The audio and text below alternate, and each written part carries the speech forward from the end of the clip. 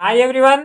तो आज है 1 नवंबर और 1 नवंबर में जितना भी इम्पोर्टेंट न्यूज़ रहा है जो कि मेनली अपने एग्जाम के लिए जो डिफेंस फोर्सेस का डिफरेंट डिफरेंट जो एग्जाम कंडक्ट किए जाते हैं उस हर एक डिफेंस फोर्सेस एग्जाम को यहाँ पे टारगेट करते हुए आज का जो है करंट अफेयर्स को हम लोग यहाँ पे कवर करने वाले हैं। पूरा डिटेल के साथ कवर करेंगे और एग्जाम ओरिएंटेड हम लोग यहाँ पे कवर करने वाले हैं जो कि CAPF AC एफकेट हो गया, CDS NDA एयरफोर्स जितना भी डिफरेंस एग्ज़ाम है ना, जो डिफेंस एग्ज़ाम है उस हर एक एग्ज़ाम को यहाँ पे कवर करने वाले हैं। तो इसका जो स्लाइड है PDF है टेलीग्राम चैनल में अपलोड हो जाएगा जो कि लिंक इसके डिस्क्रिप्शन बॉक्स में दिया हुआ है, तो एक बार जो है चेकआउट कर लेना है। ठीक है, तो आज का जो है फर्स्ट न्यूज़ रहने वाले हैं कि नेशनल यूनिटी डे जो है ऑब्जर्व किए जाते हैं हर साल। बर्थ एनिवर्सरी जो सरदार वल्लभ भाई पटेल हैं जिसे आयरन मैन ऑफ इंडिया भी हम लोग कंसिडर करते हैं, इसके रेस्पेक्ट से क्या है नेशनल यूनिटी डे जिसे हम लोग यहाँ पे ऑब्जर्व करते हैं। इसे फर्स्ट टाइम ऑब्जर्व किए गए थे 2014 में और इसे 31 अक्टूबर हर साल 31 अक्टूबर को हम लोग यहाँ पे ऑब्जर्व करते हैं नेशनल यूनिटी डे, जिसे हम लोग राष्ट्रीय एकता दिवस के नाम से भी जाने जाते हैं। इसे गवर्नमेंट ऑफ इंडिया के द्वारा इंट्रोड्यूस किए गए थे जिसका पर्पस है कि to commemorate the birth anniversary of Sardar Vallabhbhai Patel and promote करना यूनिटी है ना, integrity and security of the nation. अब देखो जैसे कि इसका जो यूनिटी मैन इसलिए इसको कंसिडर किया जाता है कि जब 1947 जब इंडिया इंडिपेंडेंस हुआ तो ब्रिटिश ने एक मतलब 3 तरीके से जो है राय दे के यहाँ पे छोड़े थे इंडिया को, या तो फिर कोई टेरिटरी हो इंडिया में इंक्लूड हो जाए या फिर कोई जो टेरिटरी है वो पाकिस्तान में चले जाए या फिर वो जो टेरिटरी बचा है वो इंडिपेंडेंट रह सके। तो पूरे जितना भी इंडिपेंडेंस रहना चाहते थे जो टेरिटरी, उस हर एक टेरिटरी को जो है इंडिया में इंक्लूड करने का काम जो है सरदार वल्लभ भाई पटेल ने किए हैं। इसी की वजह से क्या है इसे जो है यूनिटी मैन ऑफ इंडिया भी कंसिडर करते हैं और इसी के जो है कमोमरेट में हम लोग नेशनल यूनिटी डे हर साल जो है 31 अक्टूबर को ऑब्जर्व करते हैं। ठीक है, सिग्निफिकेंस वही है कि celebrate the contribution of Sardar Vallabhbhai Patel in uniting दी, देखो वही बताया ना, princely state and forming a unified India after independence. जो बैकग्राउंड यहाँ पे दिया हूँ वही चीज़ यहाँ पे लिखा है, तो इसी की वजह से जो है नेशनल यूनिटी डे हम लोग यहाँ पे ऑब्जर्व किए जाते हैं। फिर ऑर्गेनाइज किए गए थे minister of home affairs government of India के द्वारा और इसे जो है फर्स्ट ऑब्जर्व किए गए थे 31 अक्टूबर 2014 को। तो कुछ जो सरदार वल्लभ भाई पटेल के बारे में थोड़ा डिस्कस कर लेते हैं जिसे हम लोग आयरन मैन ऑफ इंडिया भी कंसिडर करते हैं। इसका बर्थ प्लेस गुजरात में हुए हैं और 1950 में इसका डेथ हुआ है। फिर जो है इन्होंने स्टडी किए हैं इंग्लैंड से, लंदन से स्टडी करके आए यहाँ पे। प्रोफेशन इसका जो है लॉयर रहा है, फ्रीडम फाइटर के रूप में भी काम किए हैं, प्लस साथ ही साथ में पॉलिटिशियंस भी रहे हैं जो कि इंडियन नेशनल कांग्रेस से यहाँ से बिलोंग करते हैं।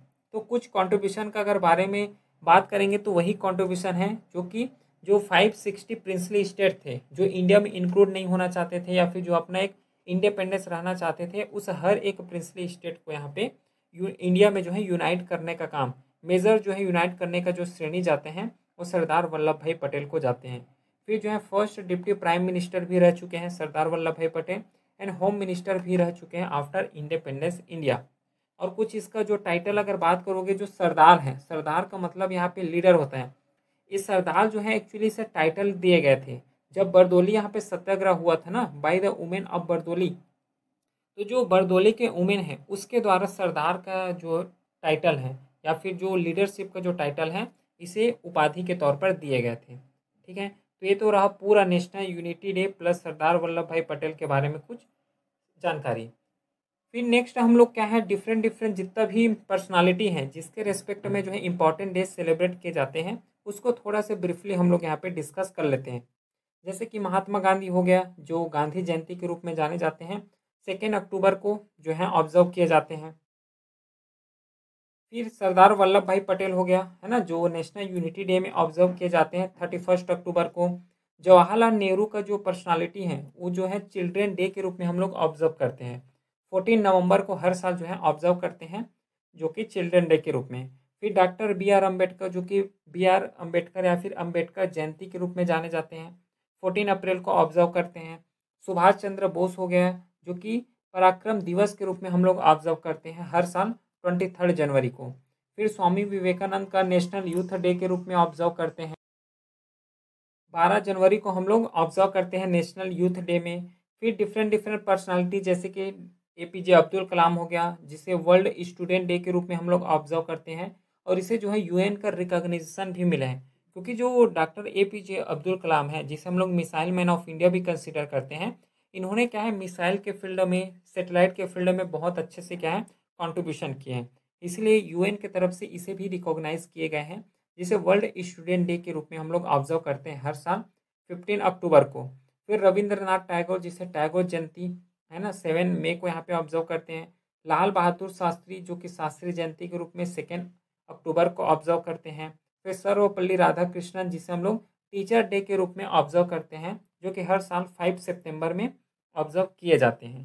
ठीक है, इतना समझ आ गया। चलो, ये तो रहा पहला न्यूज़।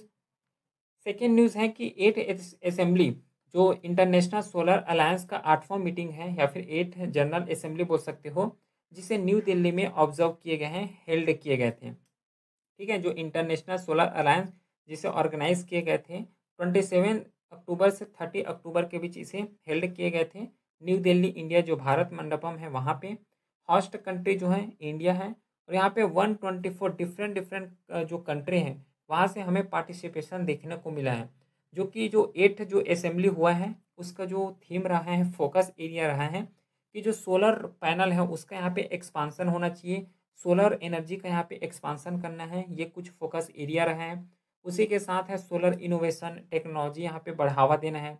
फिर फाइनेंस फॉर सोलर डिप्लॉयमेंट, क्योंकि सोलर को डिप्लॉयमेंट करोगे तो उसके लिए बैंक में फंडिंग भी तो चाहिए, तो फंडिंग के बारे में भी यहाँ पे डिस्कस किए। फिर जितना भी स्मॉल आइलैंड डेवलपिंग स्टेट्स हैं या फिर ग्लोबल साउथ हैं, उसमें फंडिंग कैसे करना है, उसको कैसे सपोर्ट करना है, इस रेस्पेक्ट में भी यहाँ पे डिस्कस किए गए थे और किए गए हैं।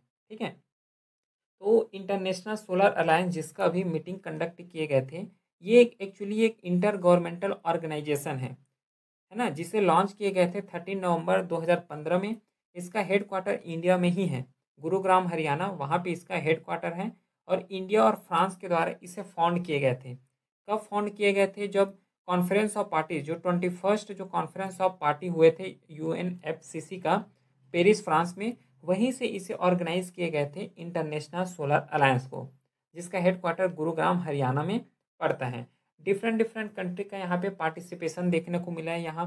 फिर देखो एट प्रेजेंट 2025 में 124 कंट्री जो है एट प्रेजेंट जो है इसका मेंबर है, जिसका ऑब्जेक्टिव है कि जो सोलर एनर्जी है ना, उसको यहाँ पे प्रमोट करना है। फिर जितना भी फॉसिल फ्यूल, जो कि कार्बन डाइऑक्साइड हो गया या फिर जो ग्रीन हाउस इमिशन है उसको बढ़ावा देते हैं, उसको यहाँ पे कम करना, ये इसका मेन एम है। जो विज़न लेके चल रहे हैं, one world one sun one grid, इस तरीके से जो है विज़न लेके यहाँ पे चल रहे हैं। फिर कुछ टारगेट एरिया का अगर बात करोगे तो सोलर पावर जनरेशन इसका टारगेट है, solar application, solar mini grid and solar finance mobilization, ये कुछ इसका टारगेट एरिया है जिसको यहाँ पे कवर करना है। ठीक है, ये न्यूज़ कंप्लीट हुआ। फिर देखो द्रौपदी मुर्मू जो कि फर्स्ट प्रेसिडेंट बना है जिन्होंने क्या है राफेल एयरक्राफ्ट को यहाँ पे फ्लाई किए हैं। कहाँ से? अंबाला एयरफोर्स स्टेशन से। इतना यहाँ पे माइंड में होना चाहिए। जो राफेल फाइटर जेट है जिसे हम लोगों ने फ्रांस से यहाँ पे बोरो किए हैं, चीज़ को भी याद रखना है। जो राफेल फाइटर जेट है इसे, जो कि एक डिसॉल्ट एविएशन जो कि मैन्युफैक्चर है फ्रांस का, फ्रांस से हम लोगों ने इसके बोरो किए हैं। जो कि ट्विन इंजन टाइप का होता है, मल्टी रोल यहाँ पे करते हैं, जो कि 4.5 जनरेशन का फाइटर एयरक्राफ्ट है, जिसे फर्स्ट फ्लाई किए गए थे 1986 में। 4 जुलाई 1986 में इसे पहले टाइम जो है फ्लाई किए गए थे। इसका कुछ स्पेशल फीचर्स का अगर बारे में देखा जाए तो यहाँ पे एडवांस रडार स्टील्थ का यूज़ ये हुआ है। फिर मल्टी रोल कैपेबिलिटी देखने को मिलता है। फिर न्यूक्लियर डेटरेंस में भी ये जो है सहायता देता है। डेटरेंस का मतलब पता है ना, प्रीवियस जो करंट अफेयर्स का क्लास हुआ था वहाँ पे भी मैंने डिस्कस किया था, डिटेल के साथ बताया था। जैसे देखो ये कोई कंट्री ए हो गया, अब एक सपोज करो कि ये पूरे एक कंट्री है जिसके पास न्यूक्लियर पावर है, स्ट्रॉन्ग आर्मी है ना, स्ट्रॉन्ग एयरफोर्स है, हर चीज़ से ये इक्विप्ड है, मॉडर्न टेक्नोलॉजी से पूरा इक्विप्ड है। तो अदर कंट्री जो होगा बी कंट्री, ये एक बार जो एक कंट्री उसके ऊपर अटैक करने से पहले सोचेंगे 10 बार। क्यों सोचेंगे? कि बी कंट्री सोचेंगे कि इसके पास तो स्ट्रॉन्ग आर्मी है, स्ट्रॉन्ग एयरफोर्स है ना, फिर इतने ज़्यादा न्यूक्लियर पावर है, तो ये जो है पावरफुल अपने को डिनोट कर रहे हैं ए कंट्री। तो इससे क्या होगा कि एक डिटरेंस बना रहे हैं कि हमारे पास न्यूक्लियर वेपन है, जिसके थ्रू अगर कोई कंट्री जो है अटैक करना भी चाहे तो सोचे। तो जो एक कंट्री ने एक डिटरेंस बना के रखा हुआ है, इसी को जो वर्ड हम लोग यूज़ करते हैं डिटरेंस वर्ड यूज़ करते हैं। मतलब एक कंट्री एक भय बना के रखा हुआ है, अगर हमारे पास अगर अटैक करते हो, हमसे अगर वार करते हो, तो हम डायरेक्टली हमारे पास न्यूक्लियर वेपन है जिसे हम लोग न्यूक्लियर वेपन का यूज़ कर सकते हैं। तो इस तरीके से एक भय बना रहे हैं, है ना, एक डेटरेंस का यहाँ पे सिचुएशन क्रिएट कर रहे हैं। और कुछ ऑपरेटर के बारे में अगर देखें जो जो राफेल एयरक्राफ्ट है उसको यहाँ पे यूज़ करते हैं, जैसे कि फ्रांस हो गया है जहाँ से इसका ओरिजिनेट हम लोग ट्रेस कर सकते हैं, फिर इंडिया है, इजिप्ट हैं, कातर हो गया, ग्रीस, इंडोनेशिया, यूएई, क्रोटिया। तो इस तरीके से डिफरेंट डिफरेंट यहाँ पे कंट्री हैं जो कि इस राफेल एयरक्राफ्ट को यहाँ पे यूज़ करते हैं। और इंडिया ने जो है 36 जेट राफेल जो है यहाँ फ्रांस से बोरो किए हैं। ठीक है, क्लियर हो गया, ये समझ आ गया। चलो अब नेक्स्ट न्यूज़ देखते हैं कि यहाँ पे एडॉप्शन जो है एडॉप्टेशन गैप रिपोर्ट यहाँ पे रिलीज़ किए गए हैं। किसके द्वारा रिलीज़ किए जाते हैं? यूनाइटेड नेशन इन्वायरमेंटल प्रोग्राम, जो यूएनईपी इसका शॉर्ट फॉर्म है।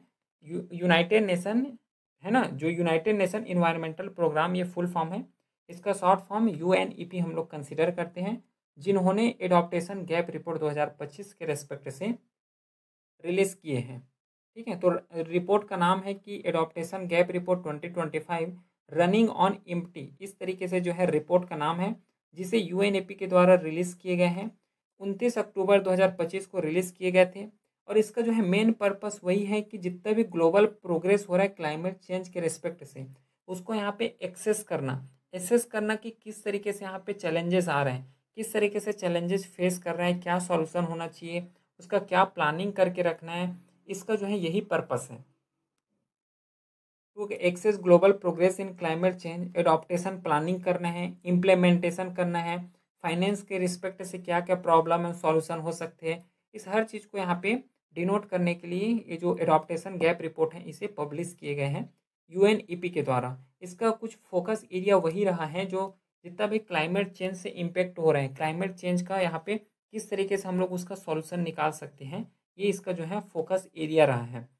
तो 2035 तक अगर जो क्लाइमेट चेंज को रोकना है ना, क्लाइमेट चेंज को यहाँ पे प्रोटेक्ट करना है, तो इन उन्होंने क्या बताया है, जो एडॉप्टेशन गैप रिपोर्ट है, जो डेवलपिंग कंट्री उसको यहाँ पे यूएस डॉलर 310 से 365 बिलियन पर ईयर यहाँ पे चाहिए, अगर उसको एडॉप्टेशन करना है इस चीज़ को।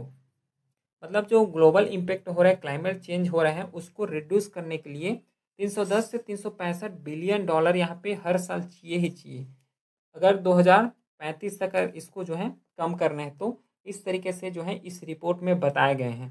ठीक है, मेजर कंसर्न भी बताए इसमें कि यहाँ पे फाइनेंशियल का जो होता है ना, फाइनेंशियल जो फंडिंग होता है यहाँ पे डिक्लाइन देखने को मिल रहा है। इम्पॉसिबल है कि जो क्लाइमेट चेंज है या फिर क्लाइमेट रेजिलेंस का जो टारगेट है उसको यहाँ पे अचीव कर पाए, यहाँ पे मेजर कंसर्न बताए हैं।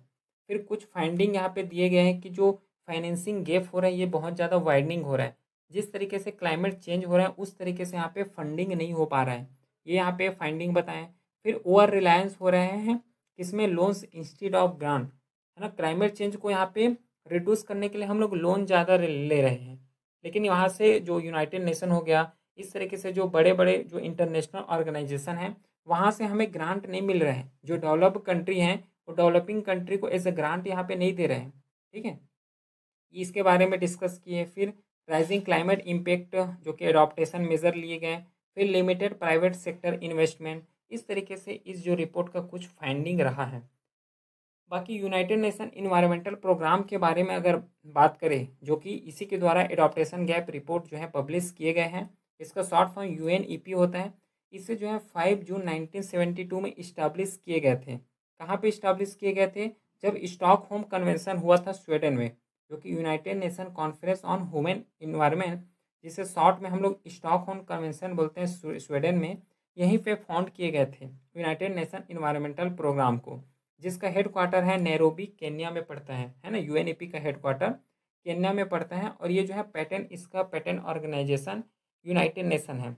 जो यूनाइटेड नेशन है यूएन, जिसे 1945 में फाउंड किए गए थे, ये मेन ऑर्गेनाइजेशन है। और इसके अंदर जो है डिफरेंट डिफरेंट ऑर्गेनाइजेशन पड़ते हैं, उसी का एक मेन ऑर्गेनाइजेशन है यूनाइटेड नेशन इन्वायरमेंट प्रोग्राम, जिसका पर्पस है कि कोऑर्डिनेट करना ग्लोबल इन्वायरमेंटल एक्टिविटीज़ हैं उसको कोऑर्डिनेट करना है, असिस्ट करना है डेवलपिंग कंट्री को, जिससे अच्छे तरीके से जितना भी पॉलिसी है रिलेटेड टू इन्वायरमेंटल उसको यहाँ पे जो है लागू कर सके, इम्प्लीमेंट कर सके। ठीक है, तो इसका जो है मेन पर्पस ऑब्जेक्टिव यही है।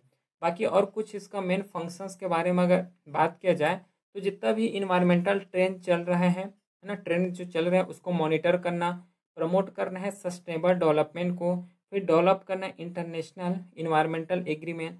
इस तरीके से क्या है डिफरेंट डिफरेंट इसका यहाँ पे फंक्शन है। और कुछ यहाँ पे रिपोर्ट इसके द्वारा पब्लिश किए जाते हैं, है ना, यूएनईपी के द्वारा जो रिपोर्ट यहाँ पे पब्लिश किए जाते हैं उसको भी थोड़ा सा यहाँ पे याद रखना है, क्योंकि रिपोर्ट बेस्ड ही यहाँ पे क्वेश्चन पूछे जाते हैं एग्जाम में। जैसे कि इमिशन गैप रिपोर्ट हो गया, एडॉप्टेशन गैप रिपोर्ट है, ग्लोबल इन्वायरमेंटल आउटलुक हो गया, है ना, फिर फ्रंटियर रिपोर्ट है। तो इस तरीके से जो यूएनईपी के द्वारा डिफरेंट डिफरेंट जितने भी रिपोर्ट पब्लिश किए जाते हैं उसका लिस्ट यहाँ पे है, तो थोड़ा सा इसको याद रखोगे। ठीक है, समझ आया। चलो, फिर कुवैत के आर्कियोलॉजिस्ट ने 4000 ईयर्स जो है ओल्ड टेम्पल यहाँ पे डिस्कवर किए गए हैं, जो कि बताया जा रहा है कि ये दिलमुन सिविलाइजेशन से बिलोंग करता है। ठीक है, कहाँ पे डिस्कवर किए हैं, कुवैत में डिस्कवर किए हैं। तो दिलमुन सिविलाइजेशन जिसका टाइम पीरियड हम लोग 3000 से 600 BC तक कंसिडर कर सकते हैं। अब देखो ये दिलमुन है ना, दिलमुन सिविलाइजेशन जो कि प्रेजेंट डे बहरैन हो गया, है ना, सऊदी अरेबिया हो गया, कुवैत हो गया, जो अफ्रीकन कंट्री है। और मोर अगर जो है एक्यूरेटली के साथ बताऊं तो जो ईस्टर्न अफ्रीका है ना, ईस्टर्न अफ्रीका जो कंट्री है जितना भी, वहाँ पे हाँ इसका जो है सिचुएशन देखने को मिलता है। जो दिलमुन सिविलाइजेशन है वहीं पे फ्लरिश हुआ था, और ये कंटेम्प्रेरी भी रहे हैं। जैसे कि इंडिया में बोल सकते हो इंडस वैली सिविलाइजेशन था, है ना, फिर मेसोपोटामियन सिविलाइजेशन से, इन सब चीज़ का यहाँ पे कंटेम्प्रेरी हैं दिलमुन सिविलाइजेशन। मेजर साइज जैसे कि बहरेन हो गया, है ना, फेराका आइलैंड हो गया है। ठीक है, तो इस तरीके से इसका जो है डिफरेंट डिफरेंट साइड भी है। जैसे इंडिया के रेस्पेक्ट में कवर करते हैं ना, हड़प्पन सिविलाइजेशन, है ना, या फिर कालीबंगन हो गया, लोथल हो गया है ना, फिर राखी गढ़ी हो गया। तो इस तरीके से इंडिया में जो है डिफरेंट डिफरेंट सिविलाइजेशन पढ़े हैं, उसी के रेस्पेक्ट में यहाँ पे डिफरेंट डिफरेंट साइट्स हैं। एक्चुअली सिविलाइजेशन नहीं, साइट्स बोलना चाहिए इसको। फिर रिवर एंड वाटर सोर्सेज जो है यहाँ पे पर्शियन गल्फ हो गया। इस तरीके से जो वाटर एरिया है वहाँ पे जो है सिविलाइजेशन हुआ, और यही जो है वाटर का मेन सोर्स रहा है इस दिलमुन सिविलाइजेशन का। कंटेम्प्रेरी बता चुका हूँ, मेसोपोटामियन सिविलाइजेशन हो गया, इंडस वैली सिविलाइजेशन हो गया, इसी के पैरेलल हमें दिलमुन सिविलाइजेशंस को देखने को मिलता है। फिर सिविलाइजेशंस का अगर नेचर देखोगे तो मैरीटाइम नेचर है, इसके साथ साथ है ट्रेडिंग सिविलाइजेशन, जैसे कि इंडस वैली सिविलाइजेशन है और मेसोपोटामियन सिविलाइजेशन है। तो जो मेसोपोटामियन सिविलाइजेशन के लोग हैं वो इंडस वैली सिविलाइजेशन के लोग को मेलुहा करके डिनोट करते थे। तो इस तरीके से हमें जो है एविडेंस भी मिले। इसी के साथ जो है इंडस वैली सिविलाइजेशन का जो क्वाइन है, सील हो गया है, जो कि हमें मेसोपोटामियन सिविलाइजेशन से भी डिनोट हुए हैं, वहाँ के सिविलाइजेशन से भी हमें क्वाइन हो गया, सील हो गया, मिले हैं। इस तरीके से जो है डिस्कस करते हैं। उसी के साथ जो है आर्कियोलॉजिस्ट या फिर एविडेंस हमें इस सब चीज़ का मिले हैं। इसका जो मेन ऑक्यूपेशन अगर बात करोगे दिलहुन सिविलाइजेशन का, वो है ट्रेड। मोस्टली जो है ट्रेड में जो है इंजेस थे, जैसे कि कॉपर हो गया, है ना, पियर्ल हो गया, डेट्स हो गया, शिप बिल्डिंग हो गया, क्राफ्ट मैनशिप हो गया। इस तरीके से जो है इसका कुछ मेन ट्रेड रहा है। फिर मेजर ट्रेड गुड का कॉपर हो गया, जो कि अभी हम लोगों ने डिस्कस किए। इन लोगों ने जो लैंग्वेज यूज़ करते थे वो है अकादियन। इस तरीके से जो है लैंग्वेज यूज़ करते थे, लेकिन यहाँ पे कोई नो डिस्टिंक्ट स्क्रिप्ट यहाँ पे फाउंड लिखा हुआ है, ऐसा कुछ मेजर स्क्रिप्ट हमें यहाँ पे देखने को नहीं मिला है। ठीक है, चलो ये तो रहा न्यूज़। अब नेक्स्ट न्यूज़ हम लोग कवर करते हैं कि जैसे कि ये तो पता है कि जो इंडिया का रिपब्लिक डे होता है तो वहाँ पे जो है डिफरेंट डिफरेंट कंट्री के डिफरेंट डिफरेंट जो पोर्टफोलियो हो गए, जैसे कि प्राइम मिनिस्टर हो गया, प्रेसिडेंट हो गया, इस तरीके से जो पर्सनालिटी है उसको हर साल इंडिया इनवाइट करता है। लेकिन इस साल कुछ खास इसलिए है क्योंकि इस साल कोई लीडरशिप को यहाँ पे इनवाइट नहीं किए हैं। जो पोर्टफोलियो हाई पोर्टफोलियो है, जैसे कि प्राइम मिनिस्टर हो गया, प्रेसिडेंट हो गया, उसको यहाँ पे इनवाइट नहीं कर रहे हैं। किसमें? 77 रिपब्लिक डे में। तो किसको इनवाइट कर रहे हैं यहाँ पे? यूनाइटेड यूनियन का जो लीडरशिप है, लीडर है, उसको यहाँ पे इनवाइट किए जा रहे हैं। ठीक है, to the leadership of the European Union invited by India as a chief guest of the 77 republic day. ठीक है, अब यहाँ पे यूनियन को जो है इनवाइट किए जा रहे हैं। तो जो यूरोपियन यूनियन है जो एक पॉलिटिकल एंड इकोनॉमिकल यूनियन है, जितना भी पॉलिटिकल रिलेटेड इशू हो गया या फिर इकोनॉमिकल अगर इनस्टेबिलिटी आ रहा है, इन सब चीज़ का रिस्पॉन्सिबिलिटी किसके पास होता है? यूरोपियन यूनियन के पास होता है। और ये बहुत पुराना ऑर्गेनाइजेशन है, ठीक है। यूरोपियन अगर कंट्री को देखोगे, है ना, डिफरेंट डिफरेंट जितना भी यूरोपियन कंट्री है वही आपस में मिल के यूरोपियन यूनियन को फॉर्म किए हैं, जिसे 1 नवंबर 1993 में इस्टाब्लिश किए गए थे, जो कि ट्रीटी ऑफ, है ना, ट्रीटी ऑफ मार्क्सिस्ट, इस तरह के जो ट्रीटी हैं जिसके थ्रू इसे इस्टाब्लिश किए गए थे। इससे जो है प्रीसेसर जो है इकोनॉमिकल, है ना, यूरोपियन इकोनॉमिक कम्युनिटी थे, जिसे 1957 में फाउंड किए गए थे, लेकिन बाद में इसको जो है यूरोपियन यूनियन के नाम से जाने गए। इसका हेडक्वार्टर ब्रसेल बेल्जियम में पड़ता है। इसका मोटो है यूनाइटेड इन डाइवर्सिटी, क्योंकि देखो इसका मोटो इसलिए खास है, देखो कि यूरोपियन जितना भी कंट्री है पूरा यूरोपियन कंट्री मिल के यहाँ पे यूरोपियन यूनियन को फॉर्म किए हैं, इसलिए यहाँ पे यूनाइटेड इन डाइवर्सिटी इस टर्म को यहाँ पे डिनोट किए हैं। फिर इसका कुछ मेन इंस्टीट्यूशन का अगर बात करोगे, जैसे कि यूनाइटेड नेशन जो है इसका जो ऑर्गेन क्या क्या होता है, जैसे कि यूनाइटेड नेशन जनरल असेंबली है, यूनाइटेड नेशन जो है इंटरनेशनल कोर्ट ऑफ जस्टिस होता है, फिर यूनाइटेड नेशन का सिक्योरिटी काउंसिल है, यूनाइटेड नेशन का सेक्रेटरीट है। तो इसी तरीके से जो है यूरोपियन यूनियन का भी डिफरेंट डिफरेंट यहाँ पे बॉडी है ना, डिफरेंट डिफरेंट इसका ऑर्गेनाइजेशन है।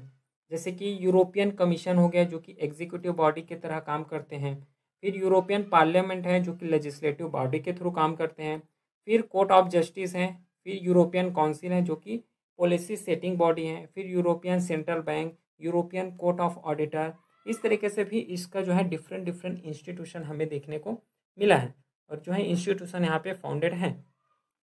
कुछ ऑब्जेक्टिव का अगर बात करें यूरोपियन यूनियन का, तो इसका मेजर ऑब्जेक्टिव है कि यूरोपियन यूनियन में यहाँ पे पीस को इस्टेब्लिश करना है, स्टेबिलिटी होना चाहिए, फाइनेंशियल, सोसाइटल, हर एक डायमेंशन में यहाँ पे इंस्टेबिलिटी होना चाहिए, ये बोले गए हैं जो इसका मेन ऑब्जेक्टिव है। फिर इंश्योर करना है इकोनॉमिक कॉपरेशन को, इस्टेब्लिश करना है सिंगल मार्केट, मेंटेन करना है foreign and the security policies, protect human right, democracy. इस तरीके से जो है मेजर यहाँ पे की ऑब्जेक्टिव हैं, और यही जो मेजर ऑब्जेक्टिव हैं इसी के थ्रू यूरोपियन यूनियन यहाँ पे काम करते हैं, ठीक है। तो ये तो रहा कि 1 नवंबर में जितना भी न्यूज़ रहा है जो कि एग्ज़ाम ओरिएंटेड है, जितना भी डिफेंस फोर्सेस में है और वहाँ पे करंट अफेयर्स पूछे जाते हैं, उसी डायमेंशन से और उसी डेप्थ के साथ हम लोगों ने यहाँ पे कवर किया है। इस क्लास का जो स्लाइड है टेलीग्राम चैनल में अपलोड हो जाएगा, जो कि लिंक डिस्क्रिप्शन में दिया हुआ है। बाकी चलिए फिर मिलते हैं नेक्स्ट क्लास में। अब तब तक के लिए thank you, have a great day.